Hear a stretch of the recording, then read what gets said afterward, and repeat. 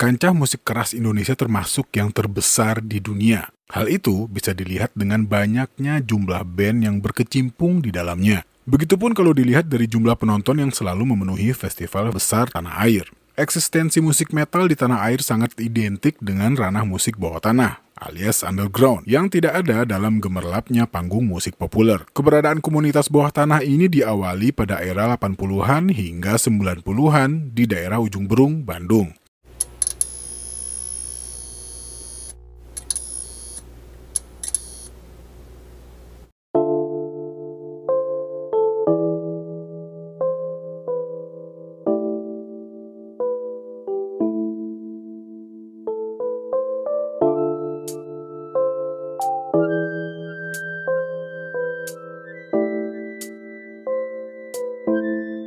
Kalau saat itu Eben nggak pindah ke Bandung dan bersekolah di SMA 1 Ujung Berung, mungkin sampai sekarang kita nggak akan mengenal band cadas bernama Burger Kill.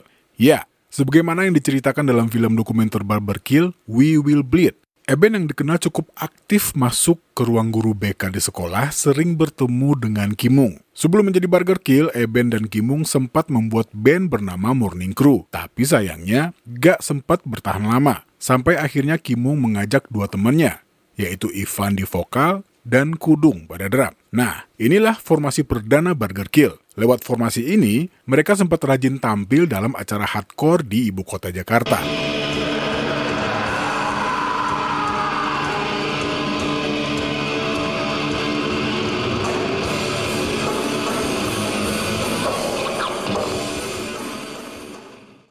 Tren musik di kalangan kita-kita itu waktu SMA masih berkisaran Nirvana, punknya Sex Pistols, dan Ramones, kata Kudung dalam dokumenter We Will Bleed. Namun, pergantian pertama dalam tubuh personil Burger Kill terjadi pada tahap ini, yaitu pada posisi drum. Saat itu, Kudung yang juga berstatus sebagai drummer Forgotten harus lebih fokus dengan bandnya yang sedang rekaman. Karena pada mulanya, Burger Kill adalah band side project yang membawakan lagu-lagu dari Sick of It All, Black Flag, Wide Awake, Instead, sampai Gorilla Biscuit. Posisi Kudung digantikan oleh Toto, yang sebelumnya main di Anal Vomit.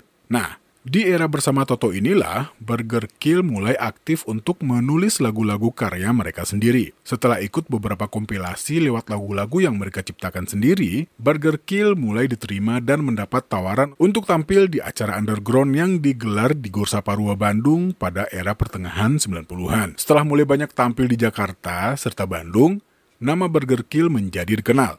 Hingga sampailah waktu untuk merilis album. Pada masa ini, mulai timbul konflik yang terjadi di dalam tubuh band.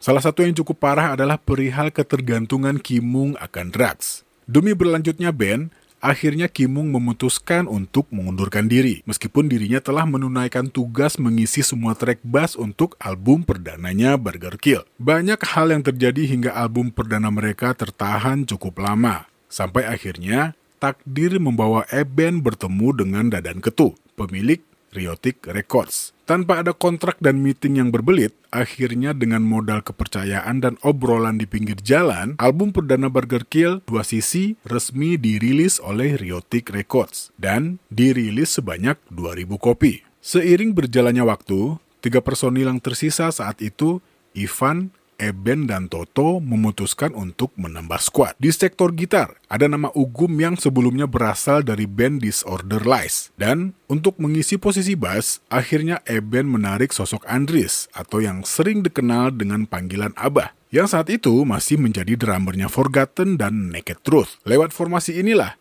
single legendaris seperti Homeless Crew sampai Sakit Jiwa dirilis. Satu hal yang tercatat dalam sejarah industri musik Indonesia yang melibatkan Burger Kill, yaitu ketika mereka akan merilis album kedua dengan judul Berkarat. Pada era 2000-an, jurang perbedaan antara band yang berada di major label dan indie label masih sangat lebar. Burger Kill adalah antitesis dari kondisi tersebut. Mereka band berisik, yang sepertinya nggak punya peluang untuk jualan di pasar industri musik mainstream. Tapi kenyataannya, mereka menjadi salah satu band cadas Indonesia yang diajak bergabung dengan salah satu label raksasa di Indonesia, ya, Sony Music Entertainment. Di awal tahun 2004 adalah momen yang benar-benar berbeda dalam perjalanan karir mereka. Saat itu, mereka telah menjadi artis dari sebuah label besar. Jadwal promo berskala nasional mereka lakukan. Dan masih di tahun yang sama, Burger Kill benar-benar mencuri perhatian setelah mampu menjadi pemenang dalam ajang Anugerah Musik Indonesia,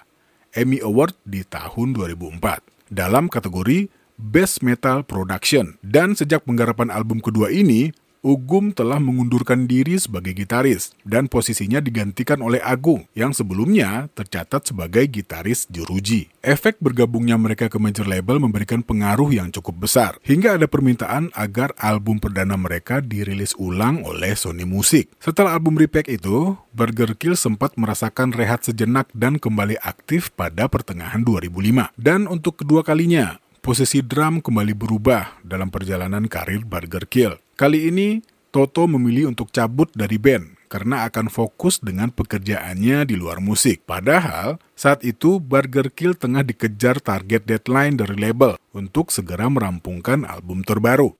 Pada saat itu intinya saya udah nggak enjoy lagi. Mungkin pikiran saya udah di tempat lain. Daripada hal itu menimbulkan banyak konflik di kepala saya, ya udah saya keluar, ujar Toto. Dalam kondisi mendesak itulah akhirnya Abah Andries kembali ke habitat lamanya, di belakang set drum. Ajaibnya, Abah juga menghajar semua take bass untuk album Beyond Coma and Despair. Ya, celotehnya harus edan lah album ini. Dan apa yang dikatakan Abah Andri memang menjadi kenyataan. Album ini seperti menjadi pertanda era baru untuk Burger Kill. Banyak perubahan terjadi dalam band ini. Salah satunya saat mereka memutuskan keluar dari Sony Music.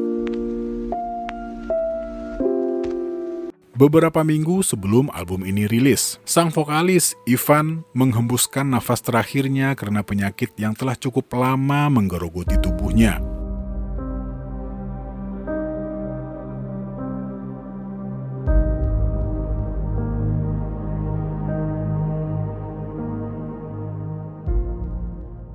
Daya tahan tubuhnya mulai melemah. Dalam kondisi duka ini, rencana untuk launching harus tetap berjalan. Sehingga Yadi dari Motörhead dinobatkan menjadi vokalis sementara untuk menggantikan peran almarhum Ivan. Pada momen ini pula, Abah benar-benar fokus kembali menjadi seorang drummer. Dan posisi basis akhirnya pindah ke tangan Ramdan. Untuk posisi vokal pengganti Ivan, mereka sempat mengadakan audisi dan akhirnya terpilihlah Vicky dari Heavenfall.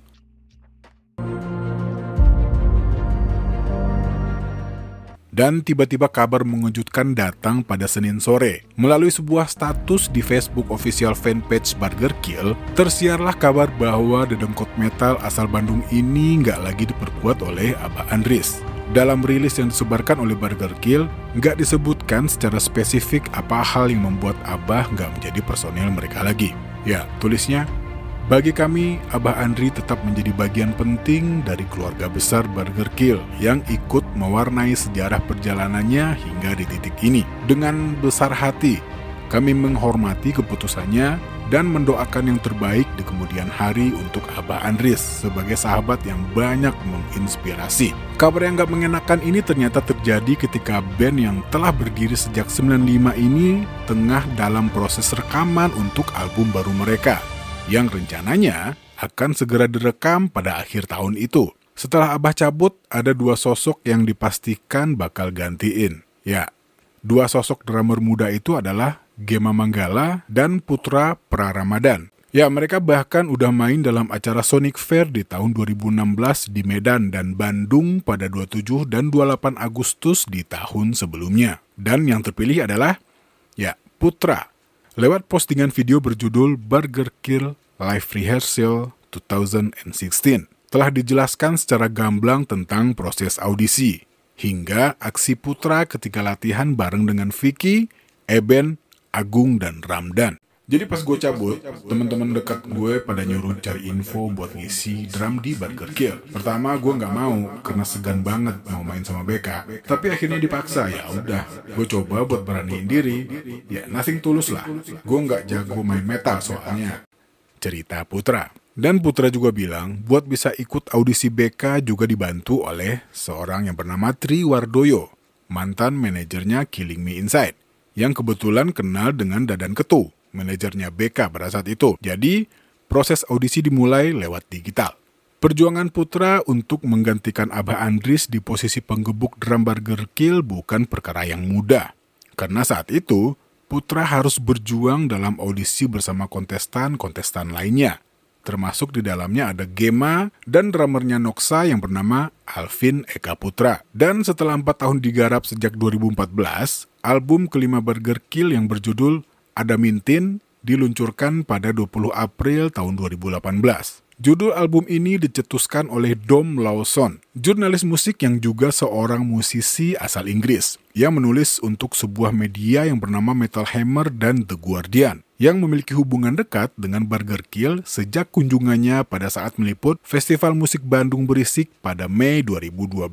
Dan Dom juga ikut menulis lagu dan menyumbangkan suaranya di lagu United Front. Dalam masa pandemi, semua aktivitas Burger Kill tertunda.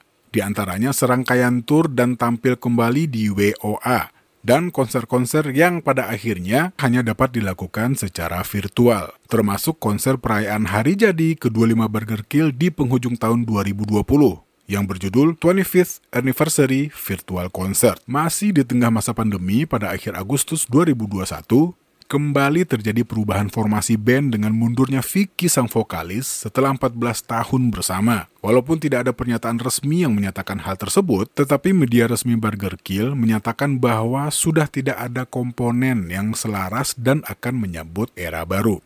Hal ini terjawab saat sesi istirahat di acara konser kolaborasi virtual Dewa 19 dengan Burger Kill dalam rangka perayaan hari jadi Dewa 19 yang ke-30, bahwa Burger Kill tak memiliki vokalis setelah Vicky mengundurkan diri. Di tengah simpang siur mengenai vokalis pengganti Vicky dan rencana konser Burger Kill, sang pendiri, motor utama dan personel asli Burger Kill sejak awal dibentuk yaitu Eben pergi untuk selama-lamanya.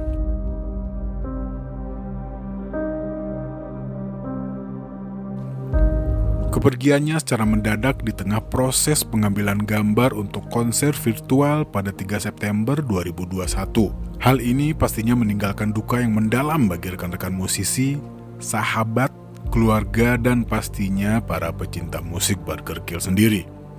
Eben dimakamkan di halaman kediamannya pada tanggal 4 September tahun 2021. Dalam rangka memperingati 100 hari kepergian Eben, di penghujung 2021, Burger Kill merilis Roar of Chaos.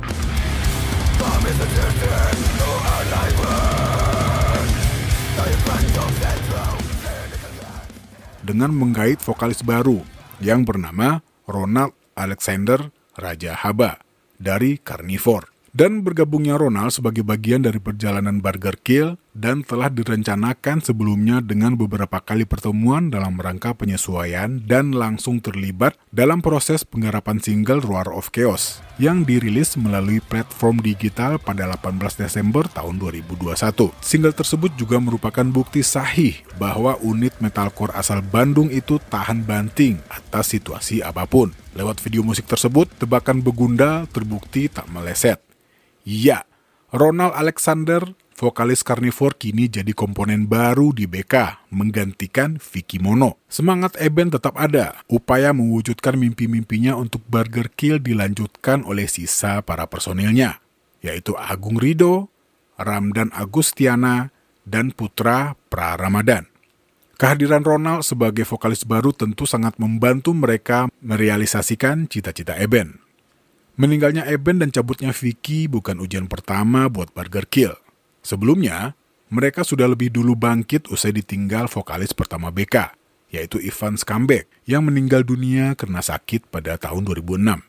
1 dekade kemudian, drummer Abah Andries juga mengundurkan diri. Tahan banting, Burger Kill terus melaju dalam situasi sulit apapun. Meskipun harus parkir lebih dulu sembari memanaskan mesin, mimpi-mimpi Eben terus diwujudkan. 2 hari setelah peluncuran Roar of Chaos, Burger Kill kembali mengumumkan kabar baik. Mereka akan tampil menghajar panggung Wacken Open Air pada 2022, sebuah festival musik metal terbesar di Jerman. Satu mimpi Eben yang menginginkan Burger Kill tetap eksis di panggung internasional setidaknya segera terwujud. Burger Kill memang tak pernah kehabisan ide saat membuat karya. Roar of Chaos yang sudah ditunggu-tunggu begundal hasilnya begitu memuaskan. Tanpa Eben, Burger Kill masih konsisten dalam meracik lagu. Formula dengan memasukkan banyak elemen musik bawah tanah seperti hardcore, death metal, hingga metalcore tetap dilakukan. Dan begitu dinamis dengan gebukan Puput yang masih mengajak kebut-kebutan lewat blast beat yang dimainkan. Ya, walaupun sempat khawatir, permainannya tak bisa memenuhi standar almarhum Eben dan Burger Kill. Sementara itu, karakter vokal Ronald yang lebih galak dari vokalis sebelumnya lumayan memberi warna baru. Suara Ronald masih bisa kawin dengan musik Burger Kill yang cukup berbeda dari band pertamanya. Mengawali tahun 2022, Burger Kill menyelenggarakan konser virtual dengan judul After the Storm yang disiarkan melalui channel YouTube pada 8 Januari 2022. Sebagai momentum untuk tetap harus berkarya setelah melewati masa sulit dalam perjalanan karirnya. Sekaligus menjawab harapan khususnya para begundal dan penikmat musik metal lainnya atas eksistensi Burger Kill untuk tetap melanjutkan perjalanannya. Konser virtual ini merupakan debut penampilan Burger Kill dengan formasi baru. Dan berita terakhir menyebutkan bahwa Dadan Ketu, sang manajer, juga memutuskan untuk mundur dari keluarga Burger Kill. Tidak disebutkan secara detail alasannya kenapa, tapi kalau dilihat dari beberapa update media sosialnya, sepertinya ingin lebih fokus untuk melanjutkan cita-citanya. Dan sampai saat ini, Burger Kill masih mempersiapkan karya-karya yang pastinya akan selalu ditunggu-tunggu oleh para begundal dan penikmat musik cadas Indonesia. Ya, oke. Cukup panjang video ini, dan mudah-mudahan masih ada yang tetap betah dengerin sampai detik ini. Oke. Nggak banyak-banyak penutupnya, mudah-mudahan Burger Kill tetap jalan, tetap eksis, tetap berkarya, dan tetap satu di dalam keluarga besar mereka. Sukses terus Burger Kill, saya Al pamit. Assalamualaikum warahmatullahi wabarakatuh.